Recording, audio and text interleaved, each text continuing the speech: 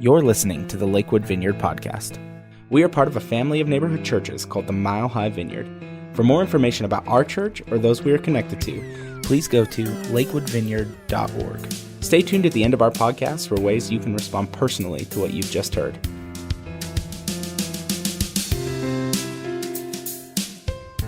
There's a series that we're in.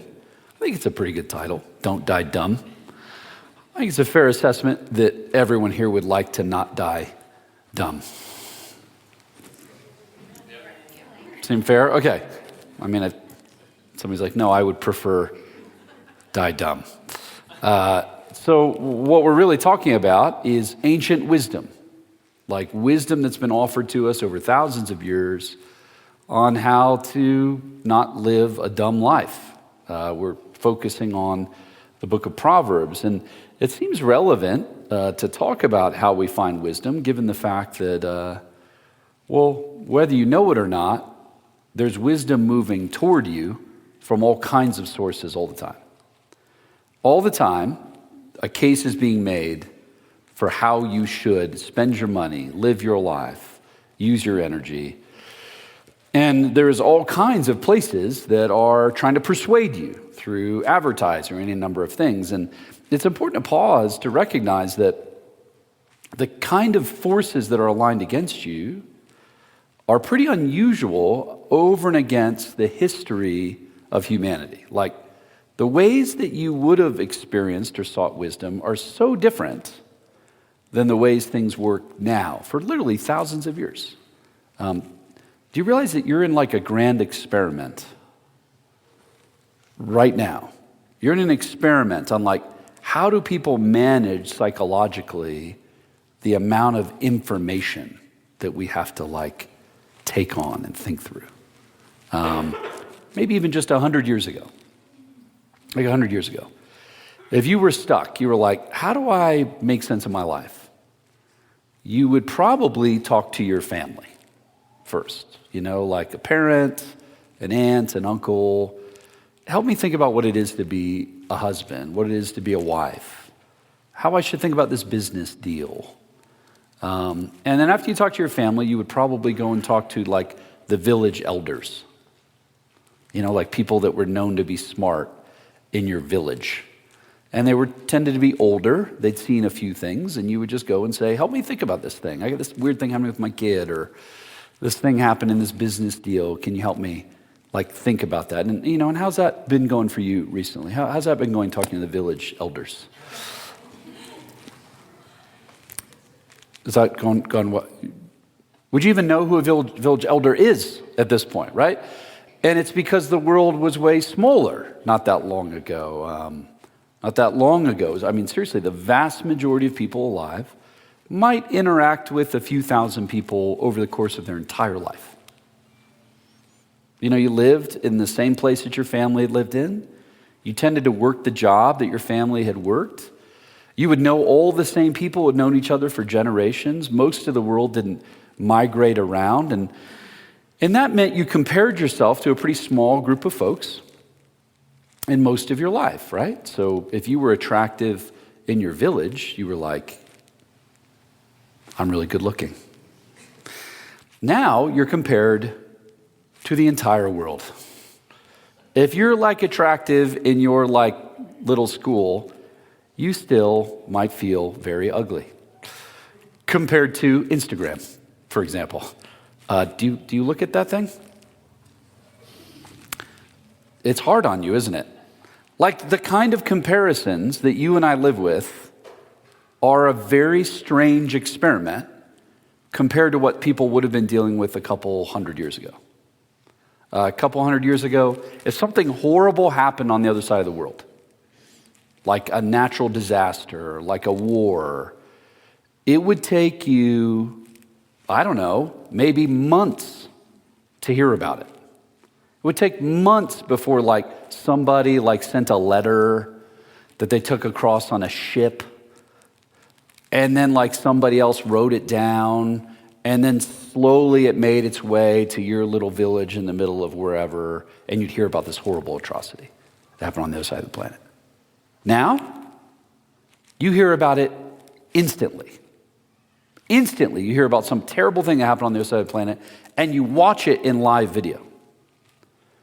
What is the effect of us hearing about every horrible thing happening in the world every day, all day? What's the effect of that on our psychology? And most psychologists and sociologists would say it's not good. That people are more anxious than we've ever been.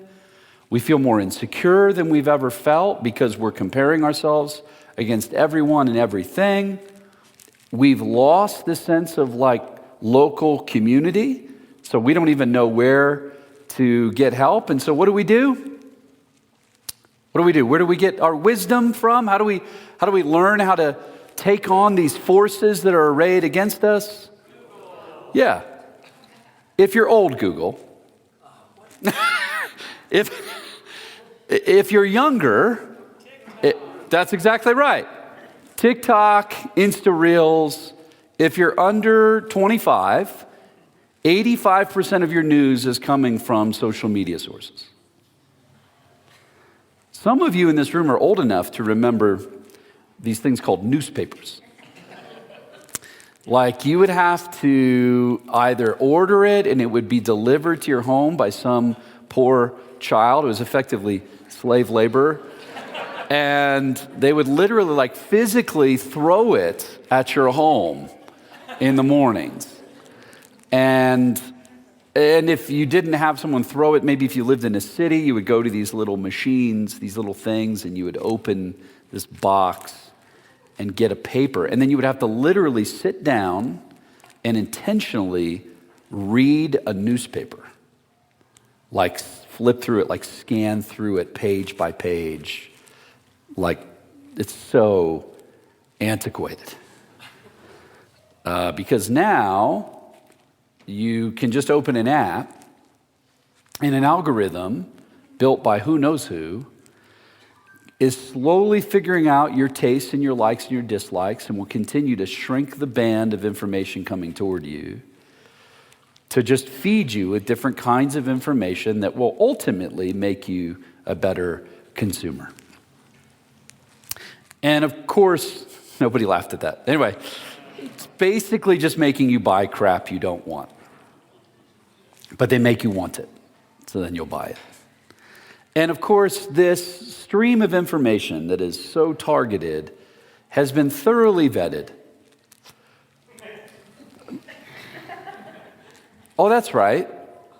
It's not vetted at all. It's a stream of madness from random people.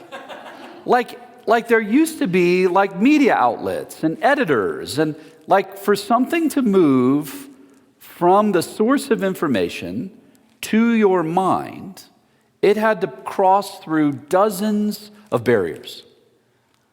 Dozens of people vetting information and, figuring out how credible something is. All of those barriers have been removed.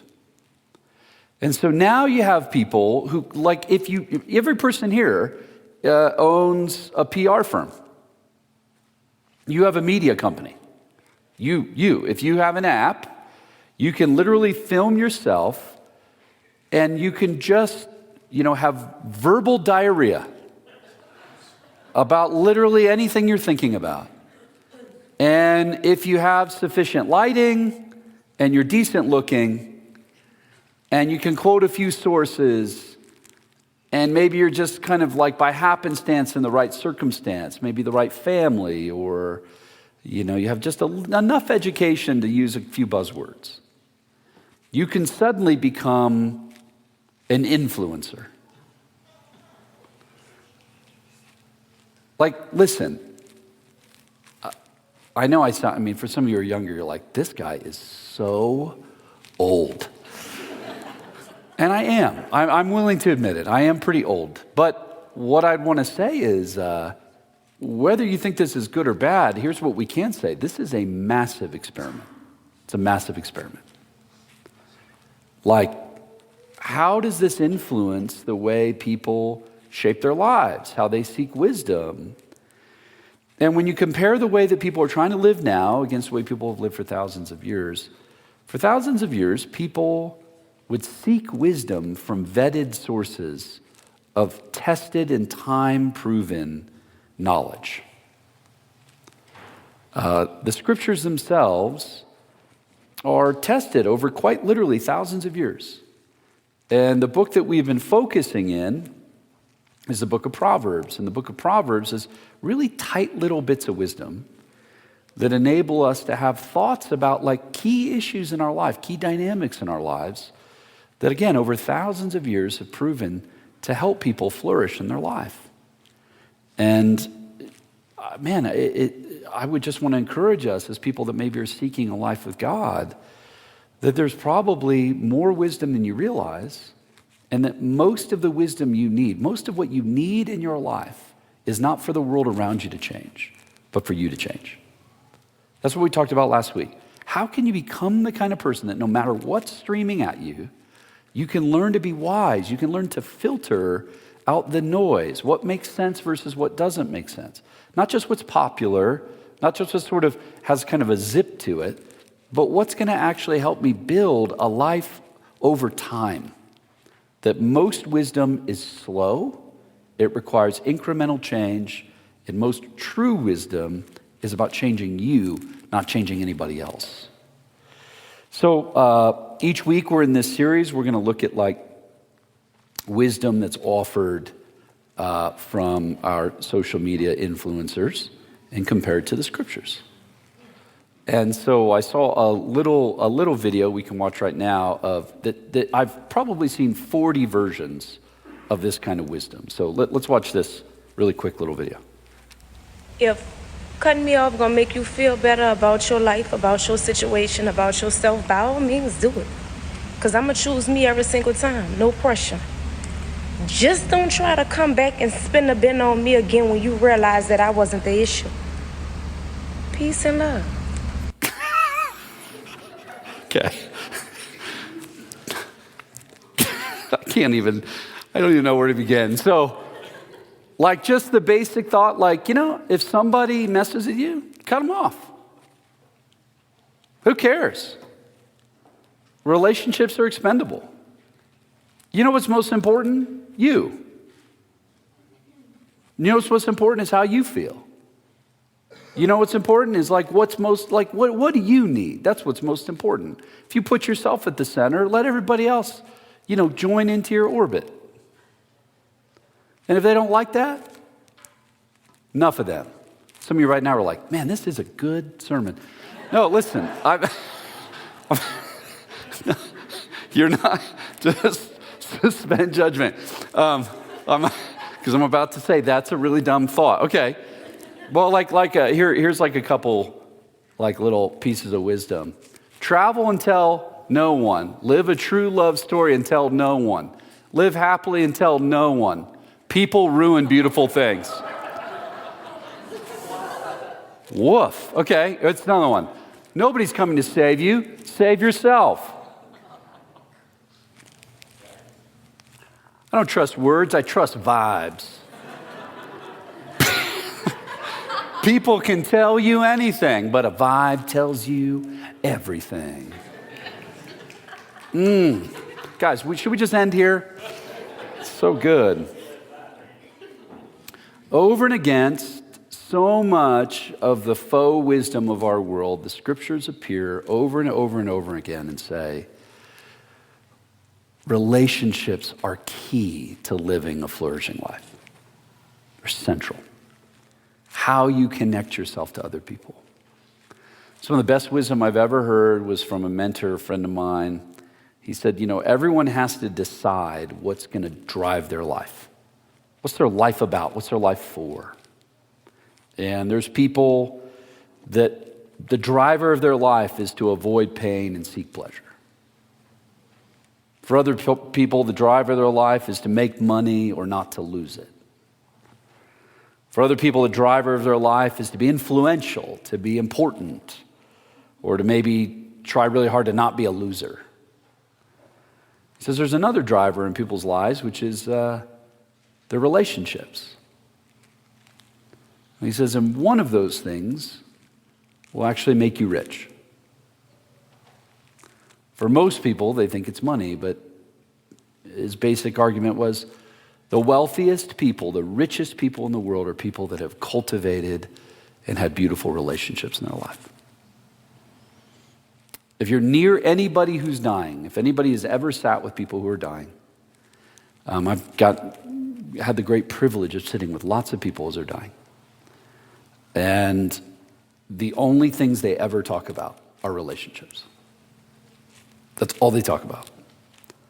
They don't talk about how they wish they could have made a little bit more money. They don't talk about whatever awards they got. They don't talk about what successes or nobody on their deathbed says, I wish I could have just logged a few more hours in the office. Nobody. Everybody talks about how there was this undone relationship with a brother, a sister, a parent. Everybody talks about a loss of a loved one or a weird way they wish they could have repaired something.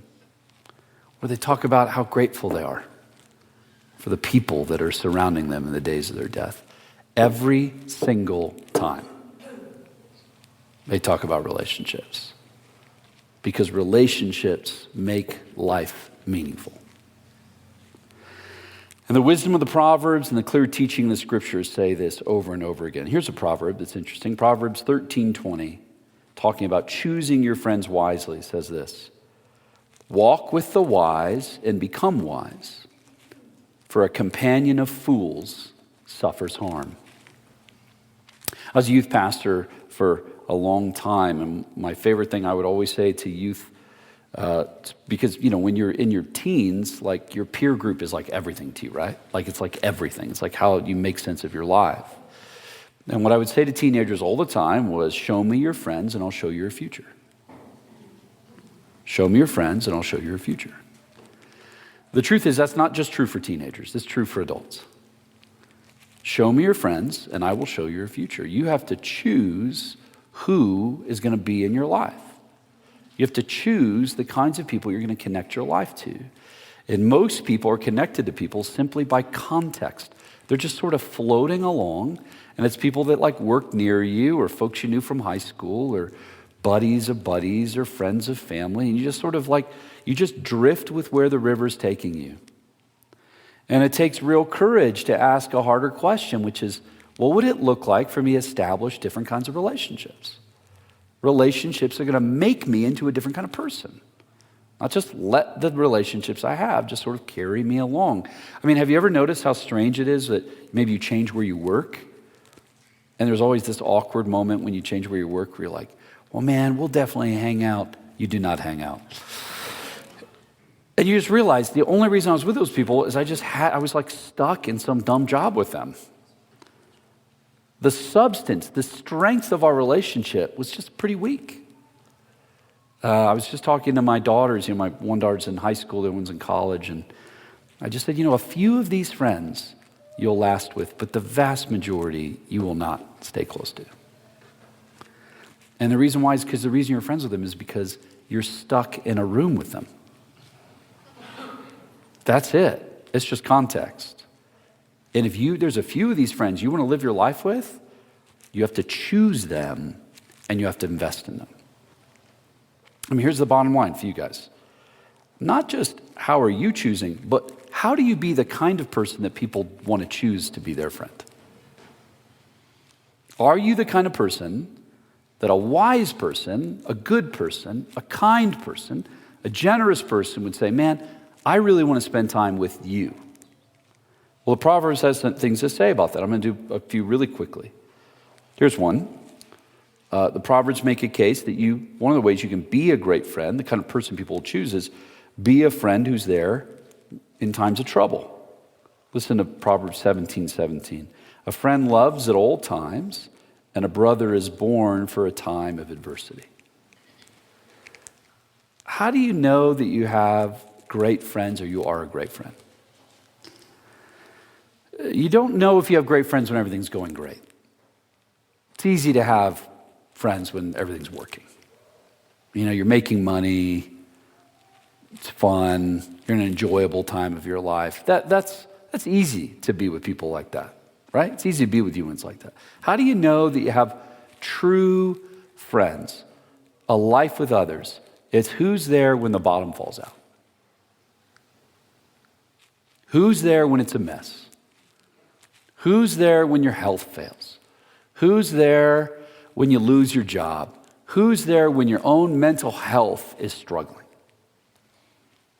Who moves towards you, not away from you? And you can just ask yourself very briefly, am I that kind of person? Am I the kind of person that moves towards people when things aren't working? When they aren't as easy to be with? When it isn't as fun? When they don't want to go to the party? Am I the kind of person that moves toward that person, not away from them? And this probably would not surprise you to hear this, but the number one indicator of if someone is thriving in the life of a church is, do they have friends in that church? So like this church right here. I mean, you can just do a little simple analysis. If you have 3 to 5 of your best friends in the life of this church, my hunch is you're enjoying this church. You're doing well in this church. If you don't have 3 to 5 friends in the life of this church, you're probably just evaluating my preaching right now and deciding, is this the kind of church I want to be in? It's amazing to note that people that thrive in churches, it's not because of the performance of the church. It's because of the relationships that are built. And I would like you to consider, and maybe you've never considered this before, but an investment in relationships in a church is the smartest move you can make for your own life, for your own health. I mean, I'm just going to speak very candidly to you for a second. Like in this room, I have watched you take care of each other when your kids were sick. In this room, I have watched you take care of each other when your marriages were coming apart.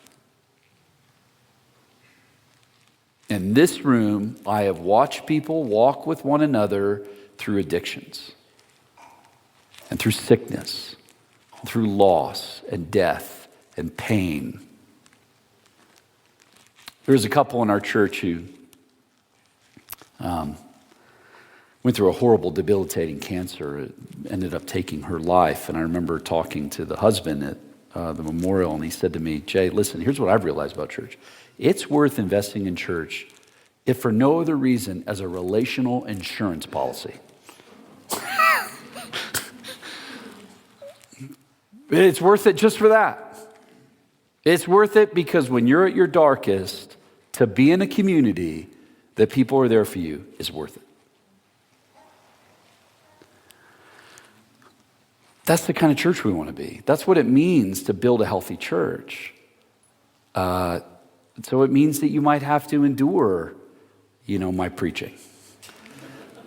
Or like a thing here and there, so that you're with a group of people that are centered on the life of God for when the bottom comes out. Because brothers and sisters, I don't know how to say this without sounding a little morose, the bottom will come out. The bottom will come out. And you have to ask yourself a very hard question. Like, are my coworkers going to show up? Is that random buddy I like watching the Broncos with going to be there? I'd like to suggest probably not. But the people of God will be. And the Church of Jesus Christ was designed to move us through the storms of life. This is the kind of friends you need. You got a friend in me. Let me just say one more thing. I've got did you get it? Did you catch it? Okay. Stand-up comedians call that a callback. I think I nailed that. I have 2 more points, but you're only going to get one. It's because I want to baptize people, and I don't want to be here all day. Which one do I want to give you? Here's the one I want to give you. Here's how you create healthy relationships is be an encourager. Proverbs 27:17, as iron sharpens iron, so one person sharpens another. My hunch is if you look over the span of your life and you've really invested in relationships, what you'll realize is that the substance of your relationships have been built in people seeing in you that which you did not see in yourself. I guarantee you, you will live an interesting life if you seek to be connected to people who've seen in you what you could not see in yourself. Who encourage you. Have you ever met anyone that has had enough encouragement? I mean, just examine yourself for a second. Like, have you ever thought to yourself, I am just thoroughly encouraged. I need no more. Like if anyone encouraged me, it would just be like too much. Be too much. I can't take any more. Like, have you ever felt that way? No one's ever felt that way. No one's ever felt that way. The darkness is really dark. The insecurities of our life are always present. Like the world around us is always cutting us up and cutting us down. Like, do you need more people to tell you that you're not good enough?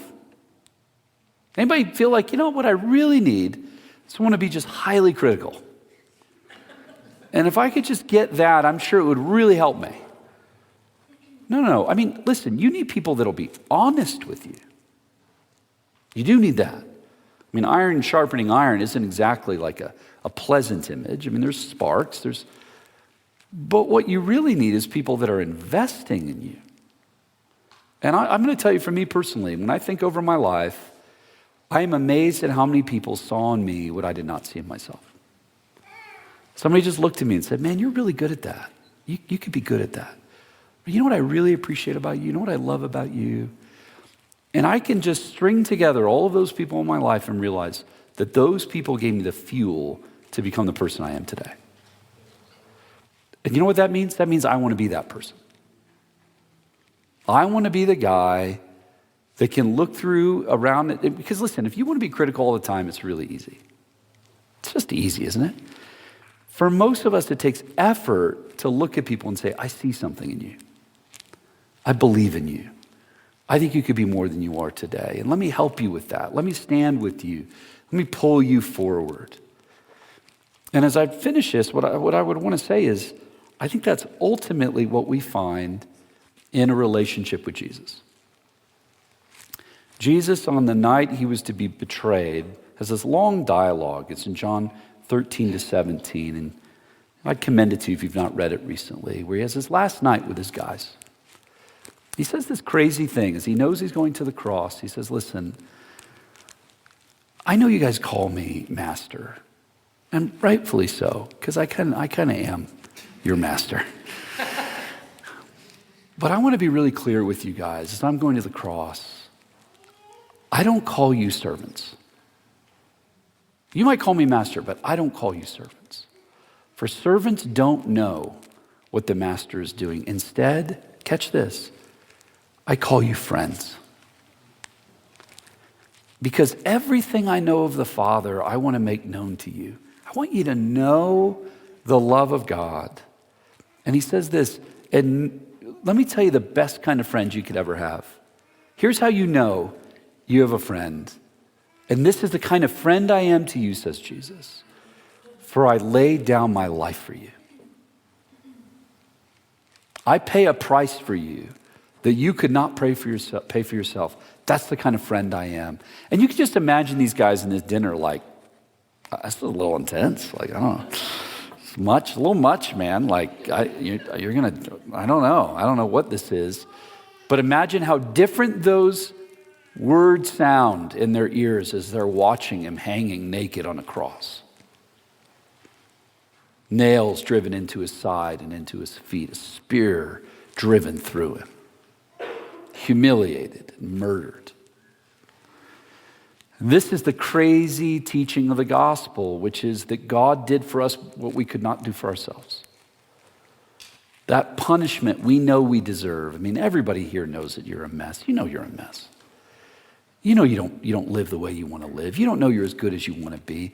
This little myth that people live with, like, we're all basically sincere. No, we're not. We're basically selfish. That God knows that. And he came for you in Jesus Christ. He suffered on your behalf. He died and he rose again. And so the basic question for anyone that wants a relationship with God is, will you accept that friendship? He's offered you friendship. Will you receive that friendship? That it's no longer about good people and bad people, because here's the truth. You're all bad people. I'm a bad person. Like, the inclinations of my heart are broken. That it's out of friendship with Jesus that we have a hope, we have a shot to become a different kind of person. Because he sees something in you. He believes in you. He believes in you so much that he gave his life for you. The simple question is, will you receive that? And this horse trough, would be better symbolized as a coffin. What we symbolize, and when we baptize people in water, is they're dying and then they're raising again to new life. That's what this means. Everything goes under the water. Everything. All that's good, all that's bad, and then we raise to new life in Jesus. It's symbolic, but it's more than symbolic. It's a moment you're drawing a line in the sand and you're saying, I'm going to trust it all. And I receive this gift that you've given to me. That's what we're doing. Thanks for listening to the Lakewood Vineyard podcast. We encourage you to respond to what you've just heard by sharing a prayer request with us on our Connect card. You can find these on our app or our website at lakewoodvineyard.org/connect. You can also respond by being generous as God has been generous to you. If you'd like to give a financial gift, you can do so at lakewoodvineyard.org/give. We hope to hear from you soon. Thanks for listening.